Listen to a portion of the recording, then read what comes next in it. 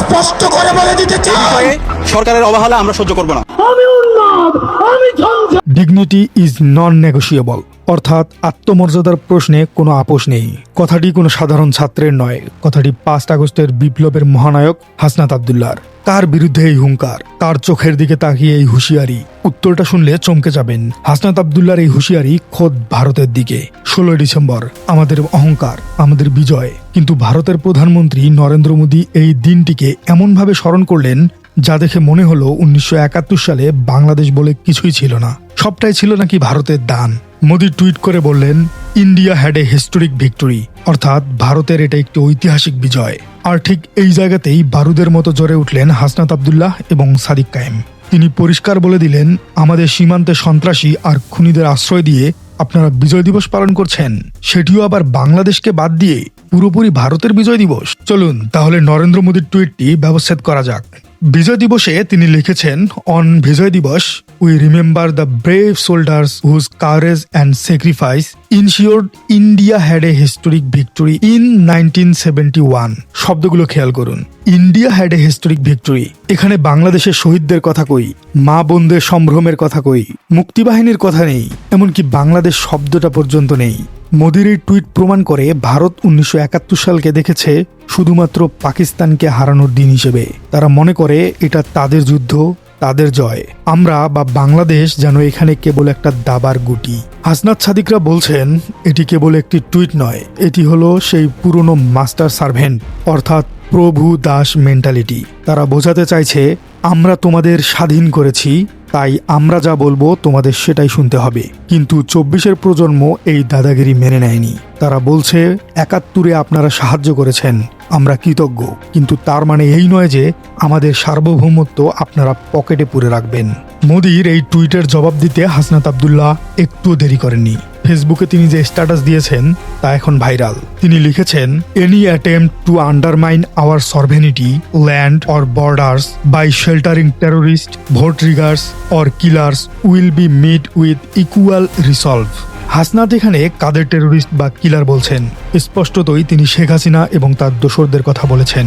5 আগস্টের পর যারা পালিয়ে ভারতে গিয়ে জামাই আদরে আছে তাদেরকে বুঝিয়েছেন। হাসনাতের বার্তা স্পষ্ট পরিষ্কার, আপনারা একদিকে খুনি হাসিনাকে শেল্টার দিবেন, আমাদের সীমান্তে অস্থিরতা তৈরি করবেন, অন্যদিকে বন্ধুত্বের গল্প শোনাবেন, এটা হবে না। তিনি শেষ লাইনে যে কথাটা বলেছেন তা ভারতের নীতি নির্ধারকদের কানে তালা লাগিয়ে দেওয়ার মতো অবস্থা। তিনি বলেছেন, respect will be returned only where it is given, অর্থাৎ সম্মান দিলেই কেবল সম্মান ফেরত পাবেন। এটি 5 আগস্টের নতুন বাংলাদেশের পররাষ্ট্রনীতি।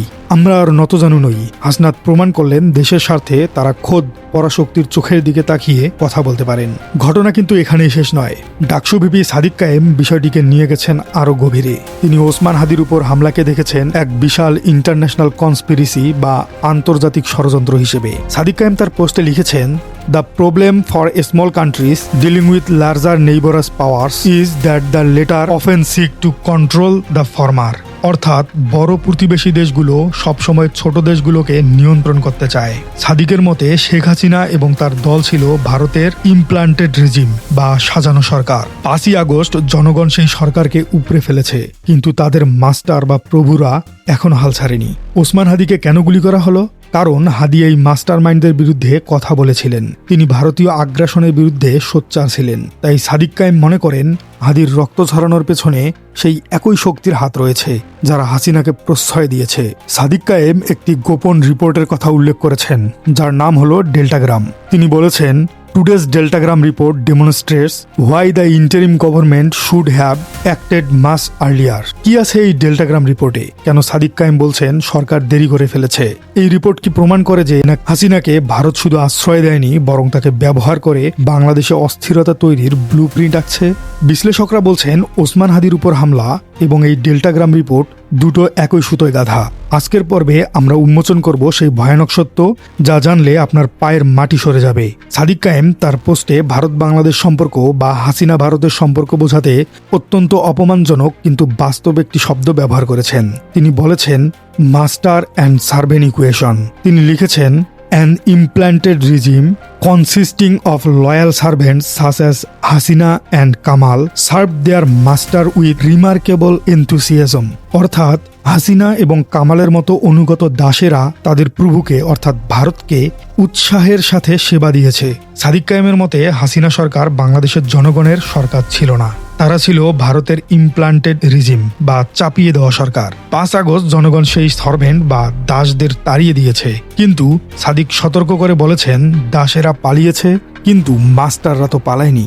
মাস্টার এখনো বর্ডারের ওপারে বসে কলকাঠি নাড়ছে, আর মাস্টারের সেই কলকাঠির কারণেই আজ ঢাকার বুকে ওসমান হাদিকে গুলি খেতে হচ্ছে, কারণ হাদিরা সেই মাস্টারের আধিপত্য মেনে নেয়নি। সাদিক কায়েম অন্তর্বর্তীকালীন সরকারের দিকেও আঙ্গুল তুলেছেন। তিনি কোনো রাগঢাক না করেই বলেছেন সরকার ব্যর্থ হয়েছে। তার ভাষায়, after 5 August we expected the interim government to dismantle the networks and operatives of the master behind the implanted regime. It failed to do so. ভাবুন তো, 5 আগস্টের পর আমরা ভেবেছিলাম ভারতের গোয়েন্দা নেটওয়ার্ক বা তাদের দোসরদের শিকড় উপড়ে ফেলা হবে, কিন্তু সাদিক কায়েম বলছেন না, সরকার সেটা করতে পারেনি, সরকার ব্যর্থ হয়েছে। এই ব্যর্থতার সুযোগেই ভারতীয় নেটওয়ার্ক বা অপারেটিভসরা আবার সংগঠিত হয়েছে, তারা রিগ্রুপ করেছে এবং তাদের প্রথম টার্গেট হয়েছে ইনকিলাব মঞ্চের মুখপাত্র ওসমান হাদি। সাদিক কায়েমের এই অভিযোগ অত্যন্ত গুরুতর। তিনি বলছেন সরকার যদি সময় মতো অ্যাকশন নিত, যদি স্ট্র্যাটেজিক্যালি কাজ করত, তবে আজ হাদিকে হাসপাতালের বেডে শুয়ে থাকতে হতো না। সাদিক কায়েম তার পোস্টে আরও লিখেছেন, the interim government must seek accountability from this diplomat to ensure that such conflict is never dared again. তিনি এখানে কোন কূটনীতিকের কথা বলছেন, ভারতীয় হাই কমিশনার নাকি অন্য কেউ? সাদিক কায়েম দাবি করেছেন এই কূটনীতিকরা কূটনৈতিক শিষ্টাচার লঙ্ঘন করে বাংলাদেশের অভ্যন্তরীণ রাজনীতিতে হস্তক্ষেপ করছেন। ডেল্টাগ্রাম রিপোর্টে হয়তো এমন কিছু তথ্য উঠে এসেছে যা প্রমাণ করে ঢাকার সাম্প্রতিক অস্থিরতা, গার্মেন্টসে আগুন বা হাদির উপর হামলা সবকিছুর পেছনে বিদেশি কূটনীতিকদের ইন্ধন আছে। সাদিক কায়েম সরকারকে আলটিমেটাম দিয়ে বলেছেন, if not now then when, এখন না হলে কখন? তার মানে এখনই সময় এই কূটনৈতিকদের তলব করার, তাদের কাছে জবাব চাওয়ার, প্রয়োজনে তাদের বহিষ্কার করার। 5 আগস্টের বাংলাদেশে আর নতজানু হয়ে থাকবে না কেউ। নরেন্দ্র মোদী তার টুইটে 71-এর যুদ্ধকে ভারতের যুদ্ধ বলেছেন, কিন্তু 24-এর জুলাই বিপ্লব প্রমাণ করেছে বাংলাদেশের মানুষ একাই জিততে জানে। হাসিনা যখন ভারতের পূর্ব সমর্থন বা support even in their final moments পাচ্ছিলেন, তখনও সাধারণ জনগণ বা অর্ডিনারি সিটিজেনরি তাকে গদি থেকে নামিয়েছে। সাদিক কায়েম মোদীকে মনে করে দিয়েছেন প্রভুর সব শক্তি ব্যর্থ হয়েছে বিপ্লবের সামনে। প্রিয় দর্শক, ওসমান হাদির শরীর থেকে ঝরা রক্ত আর হাসনাত সাদিকদের এই হুঙ্কার, সব মিলিয়ে বাংলাদেশ এখন নতুন এক সন্ধিক্ষণে। একদিকে ভারতের আধিপত্যবাদ, অন্যদিকে 5 আগস্টের স্পিরিট। হাসনাত আব্দুল্লাহ বলছেন dignity is not negotiable. Sadik Kayem বলছেন ডিসম্যান্টেল দ্য নেটওয়ার্ক। সরকার কি পারবে এই চ্যালেঞ্জ নিতে, নাকি ভারতীয় আগ্রাসনের কাছে আবার মাথা নত করবে? ওসমান হাদির উপর হামলাকারীদের বিচার এবং হাসিনাকে ফিরিয়ে আনা, এই দুই কাজই প্রমাণ করবে বাংলাদেশ আসলে কতটা স্বাধীন। দর্শক, আপনাদের কি মনে হয় ফ্যাসিস্ট হাসিনা এবং ভারতের বিরুদ্ধে হাসনাত এবং সার্জিসদের যে অবস্থান, সেটির সাথে আপনি কি একমত? অন্তর্বর্তীকালীন সরকার কি আসলেই এই জায়গায় ব্যর্থ? কমেন্টে জানিয়ে দিন আপনার মূল্যবান মতামত। আর আপনার রাজনীতি চ্যানেলে নতুন হয়ে থাকলে আমাদের চ্যানেলটি সাবস্ক্রাইব করার অনুরোধ থাকলো। ধন্যবাদ। দেখা হচ্ছে পরের কোনো পর্বে।